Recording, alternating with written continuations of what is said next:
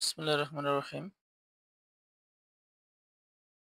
সুপ্রিয় শিক্ষার্থীবৃন্দ, যারা যারা আপনারা ইন্ডাস্ট্রিয়াল ট্রেনিং অর্থাৎ ইন্ডাস্ট্রিয়াল যে অ্যাটাচমেন্ট প্রোগ্রাম বিভিন্ন প্রতিষ্ঠানে নিয়েছেন, তাদের একটি বই দেওয়া হয়ে থাকে বোর্ড থেকে, যেটা প্রতিষ্ঠানের মাধ্যমে আসে এবং সেটা পূরণ করতে হয় বিভিন্ন ডাটা দিয়ে সেটাকে পূরণ করতে হয়।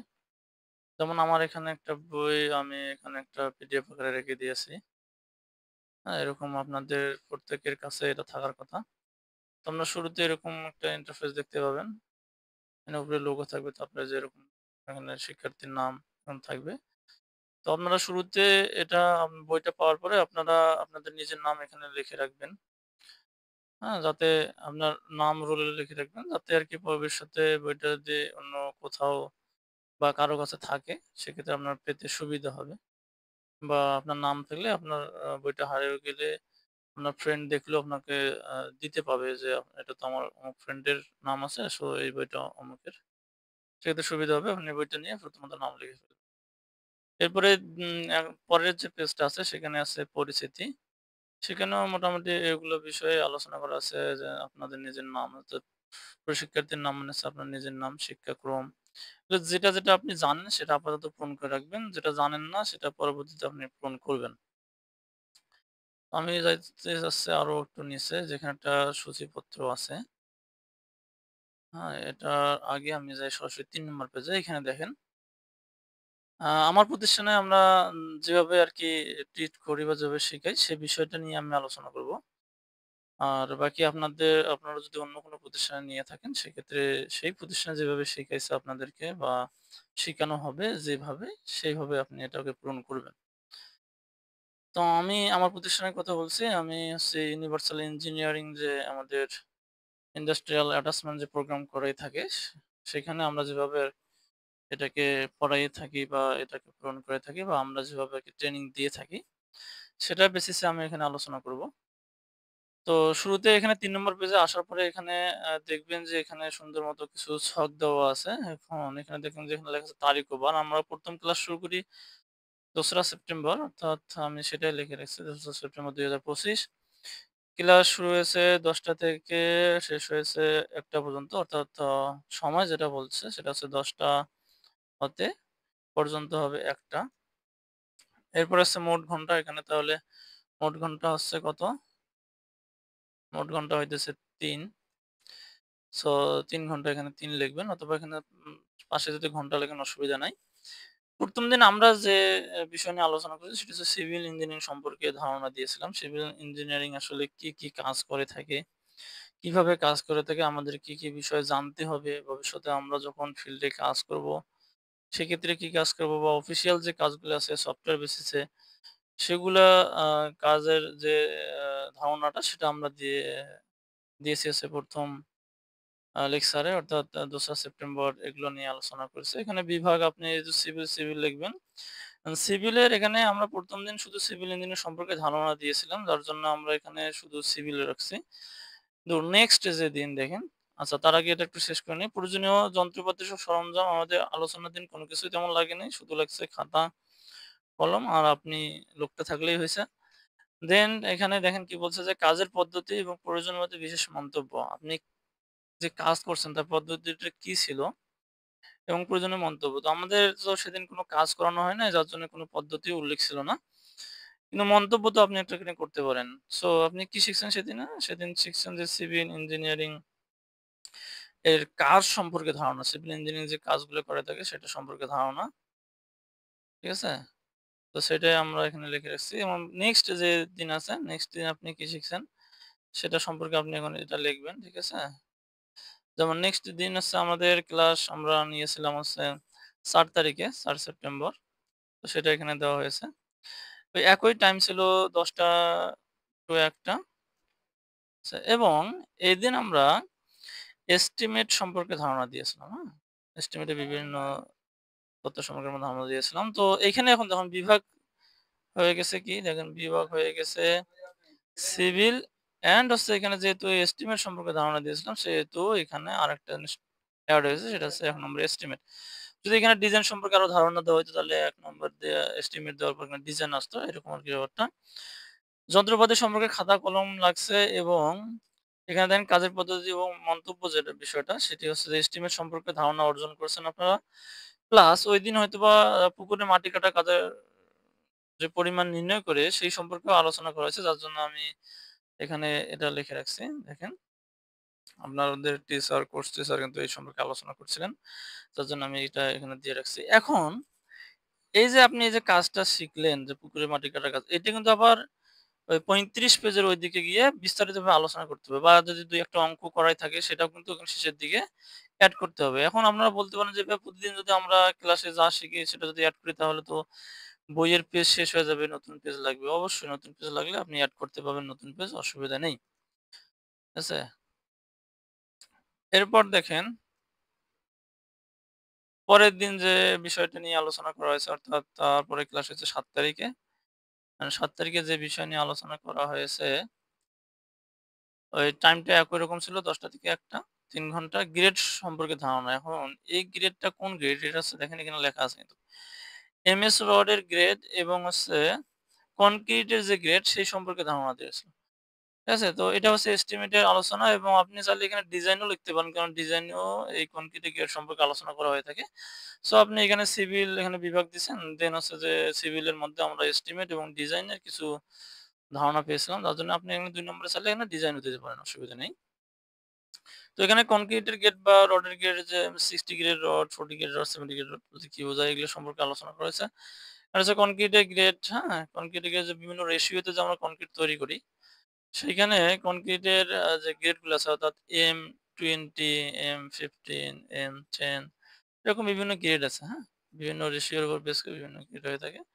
এগুলো সম্পর্কে আলোচনা করা হয়েছে। সেক্ষেত্রে ওয়াটার সিমেন্ট রেশিও কিরকম কোনটা লাগতে পারে সাধারণত অ্যাজ ইউজুয়াল নিয়ম অনুসারে। এগুলো বিষয়ে বিশদ আলোচনা করা হয়েছিল। তো এই আলোচনাগুলো আবার ইন ডিটেইলস এ ওই যে পরবর্তীতে যে আমাদের ৩৫ পেজের ওইদিকে এটা কিন্তু আবার লিখতে হবে। দেন এই যখন একটা পেজ আপনার কমপ্লিট হয়ে গেল, তখন আপনি এখানে যে ১ নম্বরে দেখেন এখানে ১ নম্বরে যে দেওয়া আছে যে প্রশিক্ষার্থীর স্বাক্ষর। ঠিক আছে? তো আপনি এখানে উপর দিয়ে আপনার আ শিক্ষার্থী যারা আছেন তারা আপনার স্বাক্ষর করবেন এবং এটা পুরোটা আবার নিয়ে এসে আপনার যে কোর্স টিচার আছে তাকে দেখাবেন। তিনি আবার এখানে উপর দিয়ে স্বাক্ষর করবে। ঠিক আছে? এই জায়গাটা ফাঁকা জায়গাটাতে স্বাক্ষর করবে আপনার শিক্ষকের স্বাক্ষর।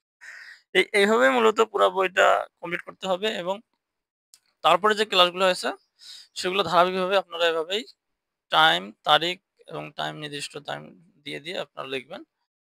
ওকে, আশা করি এতটুকু আপনারা বুঝতে পারছেন। এখন আমি যাচ্ছি হচ্ছে এই পেজটাতে।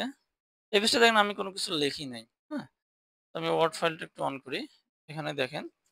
এই যে ২ তারিখ যে আমি এই কাজটা করলাম বা আ ৪ তারিখে এই কাজটা করলাম, এই সম্পর্কেই এখানে আপনার লিখতে হবে। দেখেন এখানে ক্রমিক নাম্বার আপনি সুন্দর মতো ১ দিবেন। দেওয়ার পরে এখানে বিষয় দিবেন হচ্ছে এইখানে যা শিখছেন দেখেন এখানে কি শিখছেন সিভিল ইঞ্জিনিয়ারিং সম্পর্কে ধারণা, এটাই আপনি এখানে লিখবেন। আমার এখানে তো কালার আকারে করে লেখা আছে। কিন্তু আপনি সবগুলা কালো কালার দিয়ে লিখবেন। আপনারা যে বল পেন ইউজ করেন কালো কালার সেটা দিয়ে লিখবেন। পৃষ্ঠা এখানে কত নম্বর পৃষ্ঠা ছিল? ৩ নম্বর পৃষ্ঠা। পৃষ্ঠাটা একদম মিডলেই দিবেন সেটাই ভালো হয়। ঠিক আছে? এটাও চাইলে আপনারা সুন্দর মতো মিডিল দিবেন বা হচ্ছে এক পাশ থেকে এটা লেখেন কারণ আপনি তো বুঝতে পারতেছেন না যে এটা কতদূর যাইতে পারে। একদিক থেকে লিখবেন। পূর্বিং ডাউনটা আপনি চাইলে এটা মিডল করতে পারেন, অসুবিধা নেই। তো এভাবে আপনি এই এই যে সিভিল ইঞ্জিনিয়ারিং সম্পর্কে ধারণা এটা আপনি ৩ নম্বর পেজেই পাইছেন। সো আর পরে দেখেন আপনি যদি ২ নম্বর দিয়ে যে এস্টিমেট সম্পর্কে ধারণা বা এস্টিমেটের বিষয়াদি দেখেন, এস্টিমেটের বিষয়াদি কিন্তু এখানে শুরু হয়েছে, হ্যাঁ? অর্থাৎ ৩ নম্বর পেজে শুরু হয়েছে। এটা যদি ৩, ৪, ৫, ৬ যত পেজ পর্যন্ত যাবে, আপনারা সেটা কাউন্ট করবেন। কাউন্ট করে এখানে ২ নম্বর দিয়ে ধরেন যে আপনি যে ২ নম্বর দিলাম, দিয়ে এখানে দিবেন হচ্ছে এস্টিমেট। আচ্ছা, এই দেখেন এস্টিমেট সম্পর্কে ধারণা। এখন এস্টিমেট সম্পর্কে ধারণা কিন্তু একটা বিশাল বড় একটা টার্ম। সিভিল ইঞ্জিনিয়ারিং সম্পর্কে ধারণা এটাও অনেক বড় টার্ম। কিন্তু এটা আমরা জাস্ট এমনিতে আলোচনা করছি। তো এখানে এস্টিমেট সম্পর্কে ধারণা দিলেন। এখানে ধরেন যে এখানে পেজ আপনার ৩ থেকে শুরু হয়ে ৫ পর্যন্ত লাগলো। তো আপনি এখানে লিখবেন ৩ থেকে ৫ এভাবে লিখতে পারেন অথবা আপনি যে থেকে এই টার্মটা এভাবে না দিয়ে আপনি এভাবেও দিতে পারেন। এই যে এভাবেও দিতে পারেন থেকে টার্মটা যে ৩ থেকে ৫ এভাবেও দিতে পারেন। তো আশা করি এতটুকু বুঝতে পারছেন। আবার একটু পিডিএফটাতে যাই। দেখেন 35 পেজের ওইদিকে একটু আলাদা আলোচনা আছে। এই 35 দেখেন 35 এ কিন্তু কি কাজের বিবরণ, সারসংক্ষেপ মানে শাখা দিছে, প্রশিক্ষণ কাল, কাজের নাম। এগুলো বেসিক্যালি ওরই আরকি একটা আ একটু আলোচনা। এখানে কি বিষয়ে আলোচনা করেছে, কোন শাখা বিষয়ে, এখানে আপনি এস্টিমেট সম্পর্কে আলোচনা করছে? মানে আলোচনা পাইছেন? নাকি ডিজাইন সম্পর্কে পাইছেন? নাকি স্টুডেন্ট পাস সম্পর্কে পাইছেন? যেটা সম্পর্কে পাইছেন সেটা আপনি এখানে লিখতে পারেন। লিখে কত তারিখ থেকে কত তারিখ এস্টিমেট সম্পর্কে আলোচনা পেয়েছেন? ধরেন ৩ থেকে ৫ তারিখ থেকে এখানে হবে ৩, ঠিক আছে? এখানে আপনি কি করবেন? এখানে এই যে এখানে ৩ তারিখ দিবেন। এখানে ৫, ঠিক আছে না? ৩, ৯, ২৫ থেকে ৫, ৯, ২৫ মোট কতদিন হলো সেটা আপনি লিখবেন। ৩ দিন হলো ৩ দিন লিখবেন। দেন হচ্ছে দেখেন যে কাজের নাম আপনি কি, কি কাজ এখানে শিখছেন? এখানে এস্টিমেট তো আপনি এখানে লিখছেন যে শাখা, কোন শাখায়? মানে সিভিল ইঞ্জিনিয়ারিং কোন শাখায়? অর্থাৎ সিভিল ইঞ্জিনিয়ারিং যে পার্ট গুলা আছে, যে সাবজেক্ট গুলা আছে, সেই সাবজেক্টের নাম এখানে লিখবেন যে এস্টিমেট, ঠিক আছে? এখানে লিখবেন এস্টিমেট। দেন এখানে এসে কাজের নাম চাইছে, এখানে এসে আপনি কাজের নাম দিবেন। যে কি, কি কাজ শিখলেন? পুকুরে মাটি কাটার কাজ সম্পর্কে জানছেন, রডের গ্রেড, হ্যাঁ? তারপরে আরসিসি কাজের পরিমাণ কিভাবে বের করতে হয়, রডের পরিমাণ কিভাবে বের করতে হয়, বিভিন্ন রেশিও দেওয়া থাকলে সেখানে যে আ কনক্রিটের মাঝে যে আমাদের স্যান্ড লাগে, সিমেন্ট লাগে, হ্যাঁ? কোয়া লাগে বা স্টোন চিপস লাগে সেগুলো কিভাবে বের করছেন সেগুলো লাগবে। এখানে লিখবেন। অ্যান্ড হচ্ছে যে শিক্ষকের নাম ও পদবি। কোন শিক্ষক ক্লাস নেয় তার কিন্তু আপনারা নাম জানেন। হ্যাঁ? সেই শিক্ষকের নাম এখানে দিবেন। অর্থাৎ এই যে আপনি এখানে যে টিচিংটা পাইছেন, এখানে যে টিচিংটা পাইছেন, এই এস্টিমেটেড টিচিংটা কোন শিক্ষকে আপনাকে প্রদান করছে? সেই শিক্ষকের নাম দিবেন এবং সেই শিক্ষক আমাদের প্রতিষ্ঠানে যে দায়িত্বে আছে সেই পদটার নাম দিবেন। হ্যাঁ? ইন্সট্রাক্টর দায়িত্বে যদি থাকে তাহলে ইন্সট্রাক্টর, জুনিয়র ইন্সট্রাক্টর হিসেবে থাকলে জুনিয়র ইন্সট্রাক্টর এভাবে আপনারা দিবেন। ঠিক আছে? এটাই হলো এখানকার বিষয়। আরো যদি আমি একটু সামনে যাই তাহলে দেখেন এরকম এভাবেই আরকি কিছু আলোচনা আছে এবং শেষের দিকে আরো কিছু আছে দাঁড়ান আমি দেখাচ্ছি। এই যে এখানে দেখেন, এখানে যেমন দিছে কি কাজের বিস্তারিত বিবরণ এবং এখানে বলা আছে যে অতিরিক্ত কাগজ সংযুক্ত করা যেতে পারে। আপনার যদি প্রয়োজন হয় আপনি করবেন। এইখানে আপনি বিবরণ সম্পর্কে লিখবেন। অর্থাৎ ১ম দিনে আপনার যা শিখেছে সেগুলো তো এখানে কোন তেমন কিছু শিখা নাই। ২য় দিন লেকচারে আপনার এস্টিমেট সম্পর্কে ধারণা দিছে, বিভিন্ন একক সম্পর্কে দিছে, হ্যাঁ? বিভিন্ন কনভারসেশন সম্পর্কে এখানে আলোচনা হয়েছে। আপনি সেগুলো এখানে সুন্দর মতো লিখবেন। ঠিক আছে? লিখতে, লিখতে দেখলেন যে আপনার জায়গা আটতেছে না। আপনি আরো নিচে যাবেন। নিচে লিখতেই থাকবেন। ঠিক আছে? এখন এক্ষেত্রে যদি আপনার কোনো পেজ এড করা লাগে আপনি সুন্দর মতো এখানে পেজটা এড করে দেবেন। সেক্ষেত্রে কোনো অসুবিধা নাই। এভাবেই আপনাদের পুরা যে বইটা আছে এটা পুরোটা বইটা কভার করবেন এবং আমার যে জানার বিষয় সেটা হচ্ছে যে আপনাদের এই বইটা কিন্তু আপনারা যদি প্রতিদিন ক্লাস করেন তাহলে আপনার এটা পূরণ করা কোনো ব্যাপারই না। কারণ প্রতিদিন যা ক্লাস করতেছেন সেটা ডেট ওয়াইজ লিখবেন প্লাস ওইগুলা বিশদ যে আলোচনা হয়েছে সেটা ওখানে উঠে রাখবেন শেষ। ঠিক আছে? এরপর প্র্যাকটিক্যাল যদি কোনো কাজ হয় সেদিন আপনারা কি, কি জানতে পারছেন সে সম্পর্কে এবং AutoCAD যেদিন ক্লাস করা হবে AutoCAD এর ক্লাসের সময় আপনি যা শিখবেন তার একটা ছবি, হ্যাঁ? ছবি প্রিন্ট করে ওখানে শেষের দিকে আপনারা এড করে দেবেন। তো এই হলো আমাদের বই যে লেখার পদ্ধতি বা সিস্টেম সে সম্পর্কে সংক্ষিপ্ত আলোচনা। এরপরেও আমরা আবার ওই ইন ডিটেইলস আকারে সামনে আরো ভিডিও তৈরি করে আপনাদের দেব। ঠিক আছে? ততক্ষণ পর্যন্ত আপনারা এটা একটু পূরণ করে রাখবেন এবং সামনে যদি কোনো অসুবিধা হয় অবশ্যই জানাবেন। আমরা আরো ভিডিও তৈরি করে আপনাদেরকে প্রোভাইড করব ইনশাআল্লাহ। তো সবাইকে ধন্যবাদ। আসসালামু আলাইকুম ওয়া রাহমাতুল্লাহ।